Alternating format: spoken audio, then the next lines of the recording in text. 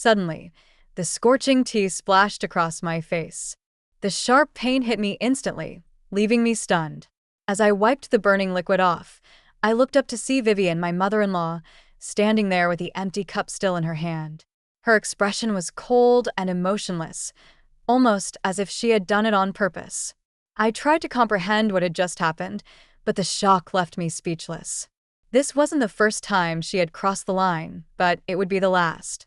Her icy eyes locked onto mine, and as her harsh voice echoed again, I knew this was the moment I could no longer endure. Hello, my name is Sandra, and I'm 32 years old. What was once a hopeful marriage to Derek has turned into an exhausting battle, not just between my husband and me, but between me and his mother, Vivian. Derek and I met in college, both studying business administration, with dreams of building careers in finance. We married 3 years ago, ready to start a life together. However, Derek lost his job 6 months ago, and things quickly changed. I had been working hard in the finance world, doing well for myself, earning a solid income of about $50,000 a month through stock trading. This should have been enough to support both of us, but Vivian wasn't satisfied. She had never truly approved of me, and after Derek lost his job, her resentment grew stronger. Despite the fact that I was supporting the household financially, she expected more. Her latest demand was that I contribute an additional $1,500 a month toward household expenses, even though I was already covering everything: mortgage, utilities, groceries, and more. To her, it didn't matter how much I was doing. It was never enough. One morning, after Derek left for what I hoped was a serious job interview, Vivian cornered me in the kitchen. She sat at the table, sipping her tea, glaring at me as I cleaned the counters. "You think just because you're earning some money, you can get away with not paying your share?" she snapped. I paused, trying to keep my composure. "Vivian, I'm already covering all the bills. What more do you want?" "I want you to contribute $1,500 a month," she demanded, as if it were the most reasonable request in the world. "I'm already paying for everything. I don't have anything left to give," I replied, my voice steady but firm. Vivian's eyes narrowed. "Then maybe you should think about leaving. If you can't pull your weight around here, you don't belong in this house." I was stunned. She knew full well that I was the one keeping this household afloat, not Derek, and yet she had the audacity to demand more from me. My patience snapped. "I'm not the one who's not pulling their weight here, Vivian. Maybe you should talk to your son about contributing before you come to me." That was when she lost it. In a fit of rage, she stood up, grabbed her tea, and hurled it directly at my face. The burning liquid hit my skin, but what hurt more was the sheer malice behind the act. I stumbled back, shocked into silence, as she stormed off, muttering something about how I was ungrateful and didn't deserve to be in her family. I knew then that I couldn't stay in that house any longer. I packed my things that very night and left. Derek was nowhere to be found. Another failed job interview. Assumed, and I had no intention of waiting for him to come home. After I returned to my parents' house, the days passed slowly. I hadn't heard a word from Derek, not a single call or message. At first, I was surprised. I had expected at least some sort of apology or explanation. But as the weeks went by, I realized that I meant little to him, or at least less than his mother did. A month passed. My feelings for Derek began to fade, replaced by a sense of clarity. I couldn't go back to a marriage where I was constantly devalued and manipulated. I began to seriously consider divorce. One early morning, the doorbell rang, jolting me out of my thoughts. When I glanced at the monitor, I was shocked to see both Derek and Vivian standing outside, looking as if they hadn't changed a bit since I had left. "What now?" I muttered, baffled by their sudden appearance. "Yes? What can I do for you?" I asked through the intercom, keeping my tone calm despite my growing frustration. "I've forgiven you, Sandra," Vivian declared arrogantly, her voice sharp through the speaker. "Come back home now." "Forgiven me?" I repeated, confused and angry. For what exactly? I hadn't done anything wrong, and yet here she was, acting as though she had some sort of authority over me. Without waiting for an answer, I ended the intercom call and walked away from the door, my heart racing with anger. But they didn't leave. Instead, they started banging on the door, their voices growing louder and more desperate. "Don't just hang up on us. Let us in," Vivian shouted. Reluctantly, I opened the door, more to avoid disturbing the neighbors than to listen to whatever they had to say. They stepped inside, and I gestured for them to sit down on the living room sofa. I needed answers, and I wasn't going to let them walk all over me this time. "What do you want?" I asked, cutting straight to the point. Vivian leaned forward, her eyes narrowing. "You need to come back. It's time to stop acting like a child and return to your responsibilities." My jaw clenched. "You told me to leave, Vivian. I left because of you. Now you expect me to just come back like nothing happened." The argument escalated quickly, Vivian accusing me of abandoning Derek and the household, while I stood my ground, reminding her of the abuse I had suffered under her roof. As the argument reached its peak, Derek finally spoke up, his voice hesitant and shaky. "Mom, there's something I need to tell you." Vivian turned to him, her anger momentarily subsiding. "What is it?" Derek looked down, unable to meet her gaze. I've been out of work for months now. Sandra was the one supporting us. I wasn't contributing anything." Vivian's face twisted with disbelief and fury. "What do you mean? You told me everything was fine." "I didn't want you to worry," Derek mumbled. But his excuse only made things got worse. Vivian exploded, her anger now directed at Derek. "You've been lying to me this whole time, depending on her while doing nothing to fix your situation." I sat back, watching the scene unfold. This was exactly why I had left. I couldn't be part of this toxic cycle anymore. At this point, the divorce seemed like the only way out. I reached into my bag and pulled out the pre-filled divorce papers I had been holding on to for weeks. Derek's eyes widened in disbelief as I handed him the divorce papers. For a moment, he didn't say anything, just stared at them as though he couldn't quite comprehend what was happening. "Sandra, this is too sudden," he finally said, his voice trembling. "Don't you think we should talk about this?" I shook my head, the resolve in my heart unwavering. "I've had weeks to think about it, Derek." You didn't reach out. "You didn't care. Your mother has treated me horribly, and you let it happen. I won't go back to that house." Vivian jumped to her feet, the anger on her face evident. "You think you can just leave after everything we've done for you?" "Done for me?" I scoffed. "Vivian, you've done nothing but make my life miserable since the day I moved in. I was the one supporting the house while Derek was unemployed, and yet you still demanded more from me. I won't let either of you take advantage of me anymore." Derek's face turned red with frustration. "You can't just give up on our marriage because of a few arguments with my mom." "This isn't just a few arguments, Derek," I said firmly. "You stood by and watched while your mother verbally and emotionally abused me. You never defended me, never stood up for me. And now, when I needed you most, you couldn't even reach out to see if I was okay." Vivian was livid, her face twisted in a mixture of fury and disbelief. "You ungrateful woman. After everything I've done for you, keeping this house running, allowing you to live here." "I was paying for everything, Vivian." I cut her off, my voice cold. "And you still wanted more." The room was silent for a moment, the weight of my words sinking in. Derek glanced between me and his mother, unsure of what to say. He knew it was true. He had relied on me while doing nothing to improve our situation. "I'm done, Derek," I said, my voice final. "Sign the papers."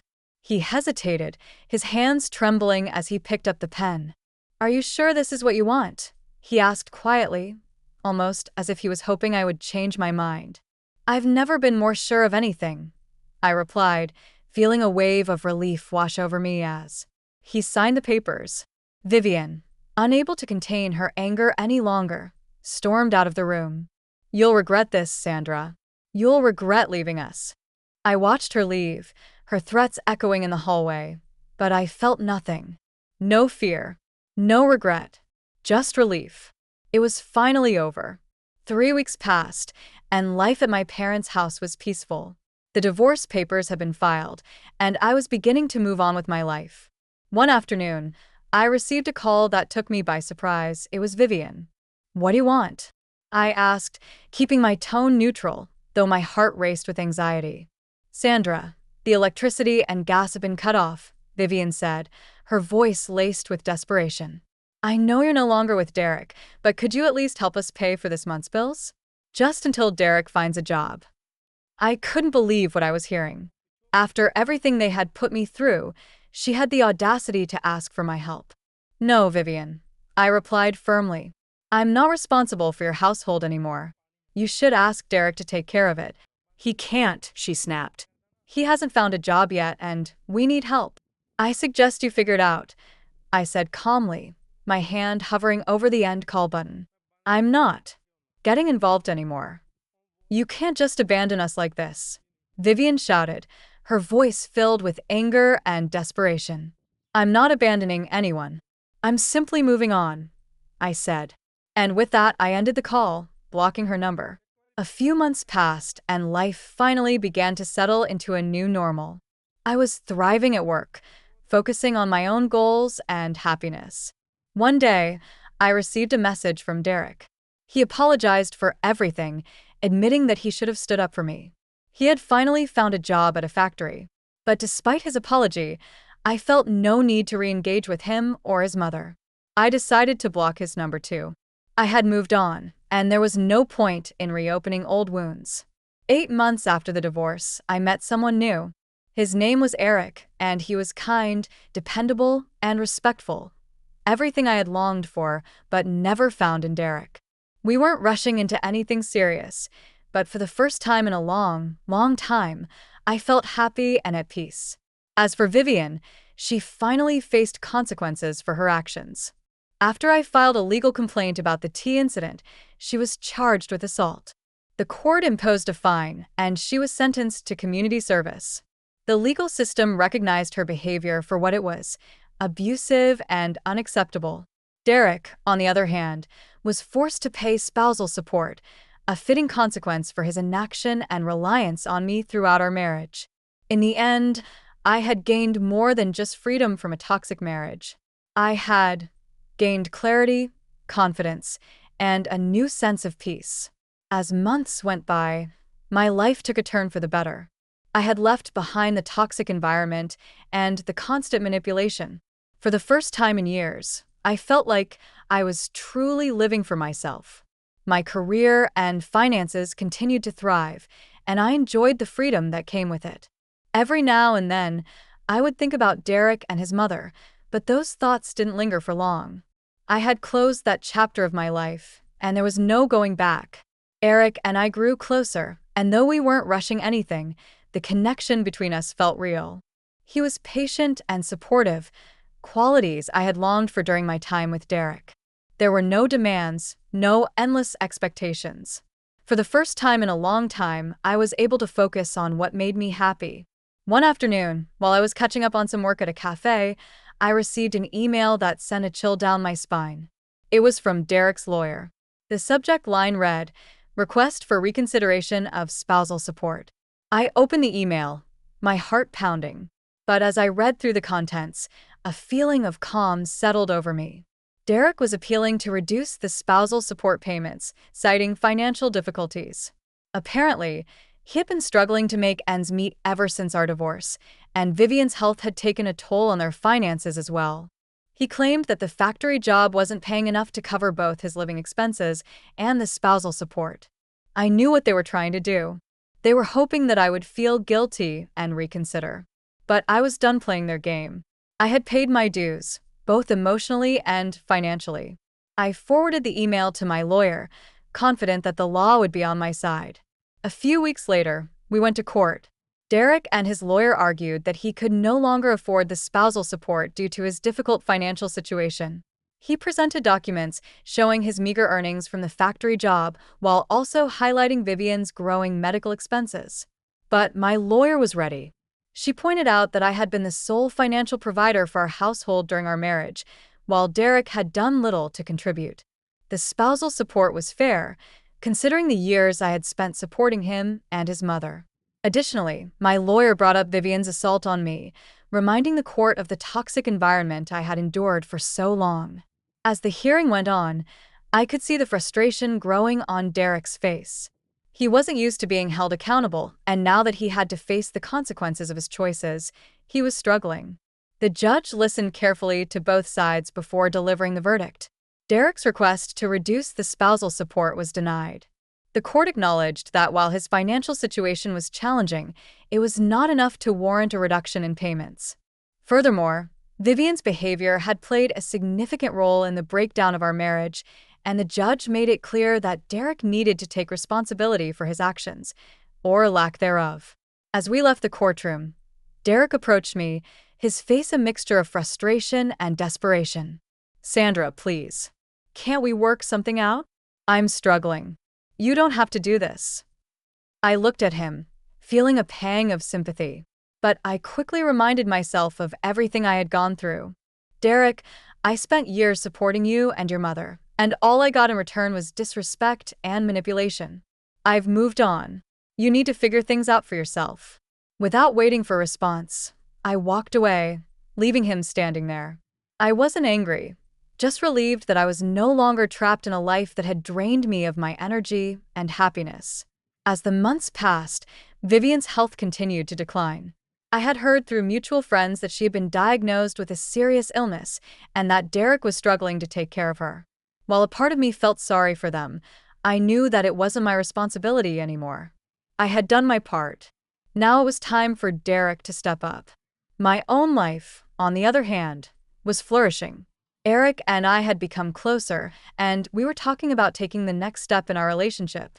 He respected my independence and supported my ambitions, something I had never experienced in my previous marriage. It was refreshing to be with someone who valued me for who I was, without trying to change or control me. One day, as I was scrolling through the news on my phone, I saw a headline that caught my attention. "Local woman sentenced for assault in tea incident." My heart raced as I clicked on the article. Sure enough, it was about Vivian. The case I had filed against her for throwing hot tea on me had finally come to a close. The court had found her guilty of assault, and she was sentenced to pay a hefty fine along with additional community service. The weight of everything hit me at once. Vivian had finally faced justice, and it felt like the last piece of closure I needed. I wasn't celebrating her downfall, but I felt a sense of peace knowing that she had been held accountable for her actions. Months later, as I sat with Eric at a restaurant, I reflected on how much my life had changed. I had walked away from a toxic marriage, faced legal battles, and come out stronger on the other side. I had found happiness in my career, in my relationship with Eric, and most importantly, within myself. I no longer carried the burden of my past. Vivian and Derek were no longer a part of my life, and I was free to live on my own terms. As I smiled across the table at Eric, I knew that whatever the future held, I was ready. Thanks for watching. If you enjoyed this story, don't forget to subscribe to the channel for more content. Like the video if it resonated with you, and leave a comment below to share your thoughts or experiences. Your support means the world.